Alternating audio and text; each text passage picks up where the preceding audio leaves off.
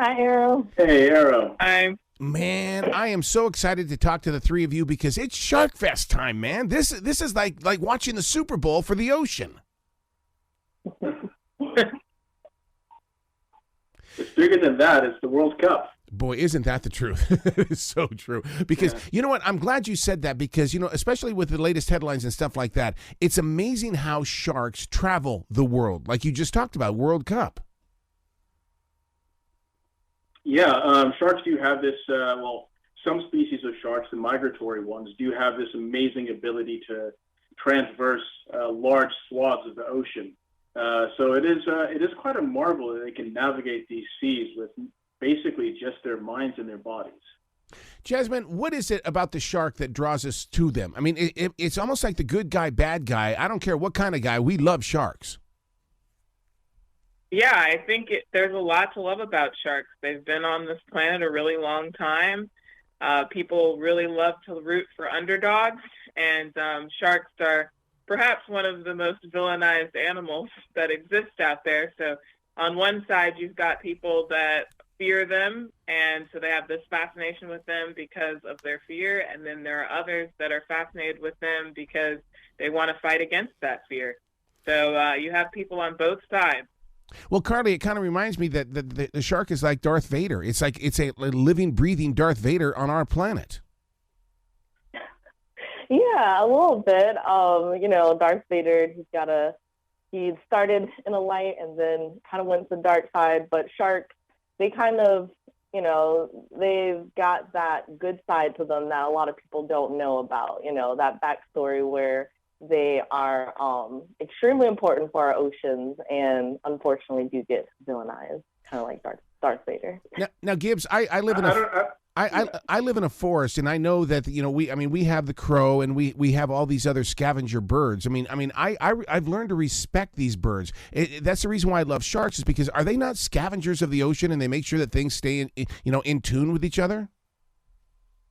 Yeah, that's one role that sharks do play in our environment, is just making sure that everything is kind of regulated, including sometimes eating animals that are sort of sick or old, and then that sort of helps refresh the populations. They also do sometimes actively hunt, and they're quite a successful predator, particularly species like the great white. You can maybe see them in South Africa, breaching and grabbing seals out of the water in spectacular fashion. One of the things that we see in our everyday world, maybe not in all households, but I've been in many households where people have these giant fish tanks with sharks in them. Is that being fair to them?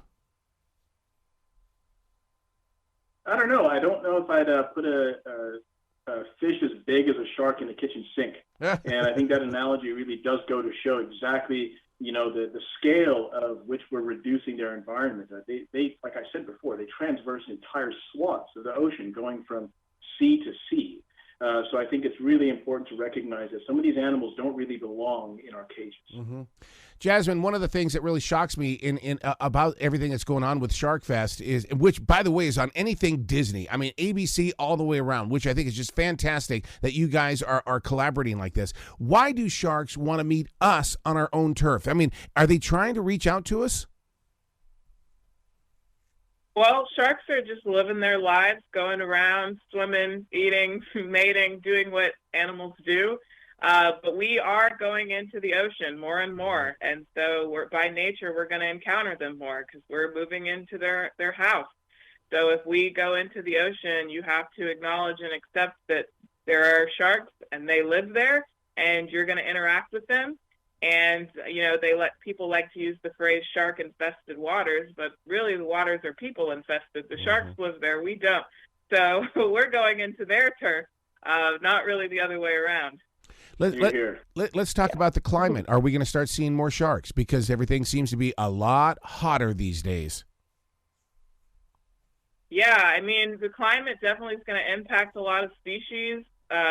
Most sharks can't regulate their own internal temperature, so whatever the temperature of the water is, that's the temperature their body is. And so if they need to adjust their body temperature, they're going to have to move. And that means that they might be moving away from prey items. Their prey items might not be moving with them. that can cause issues. We also might start to see migration patterns disrupted. A lot of sharks get their cues from environmental changes. So if the environment starts, getting all weird, it might start confusing the animals. They might be leaving at different times. That can have big impacts on the environment if they're not sticking around. As Gibbs said, they provide this really important role to ecosystems, and if they're not there, who knows what'll happen. Carlee, I always assumed the shark was like a copperhead snake that like we have here in the South, and that is that if it's cold, the copperheads are going to go away. And so are they still hanging out even though the water could be cold? Yeah, there are certain species that can live in colder waters, but for the most part, a lot of sharks, like Jasmin said, they wait for environmental cues to move certain places. So if the water isn't warming up, or if the water is warming up faster than normal, then they'll start moving, earlier than normal. And a lot of sharks do like that warmer water because they can't regulate their body temperature except for using the environment. So we'll definitely see our sharks like to stay in warmer waters. But there definitely are some species in colder waters. But Right. Gibbs, I was shocked to see that sharks are like chameleons. They can change colors. What's up with this? Yeah, this is a new scope of research that my colleague Ryan Johnson and I have sort of embarked on, sort of understanding how shark skin works. And one of the key adaptations we found is that sharks are able to modulate their color, and this is regulated by hormones that they sort of burst through their body whenever they have like a certain need. So for example, if they get scared, they shoot adrenaline through, and then they go to the bottom of the ocean where their color sort of matches the bottom of the ocean in a sort of muted type of way. So that's sort of how they kind of camouflage themselves. Do you think through evolution, only because I'm from the state of Montana and we watch the salmon move across the, Washington, Idaho, right into Montana so they can migrate, is the shark going to, through evolution, eventually make their way onto land in the way that the salmon does? You know what, with the way things are going, I wouldn't be surprised if we saw a shark walking on land. The planet is a crazy place right now, so let's just hold thumbs and see what happens. So Jasmin, why the shark? Why do they have to get the bad rap? Because first of all, I think sharks are cute. I think they're adorable. I would love to have one, but I know I can't. So therefore, I rely on things like Sharkfest to get me up close and personal. Yeah, I mean, sharks, they just don't have the same PR people that, mammals do. We've got movies like Free Willy and stuff where the dolphins and the whales and everyone is good. There's a good guys in the movies. And then we have other movies like Jaws, obviously comes to mind, where they're the bad guys. And that pop culture really influences how we see the world. If you're constantly seeing movies and documentaries and news shows that are talking about, shark attacks and sharks are evil and mindless killing machines and all of that, that gets into your subconscious. And so if we had people treat sharks as they do dolphins and whales, which are effectively the same thing, they both are predators in the ocean. They both play the same role. They eat things just like sharks eat fish, orcas eat seals and things like that, just like sharks do. But we have this concept that they're nice and cuddly and friendly, maybe because they're also mammals and we relate to them more than we do sharks. I don't know. But it's just a really odd thing that the sharks really got the short end of the PR stick, in my opinion. We've been talking about Disney and ABC and Sharkfest being on anything that is Disney. We got to give kudos to National Geographics, too. My God, you guys working with National Geo on this.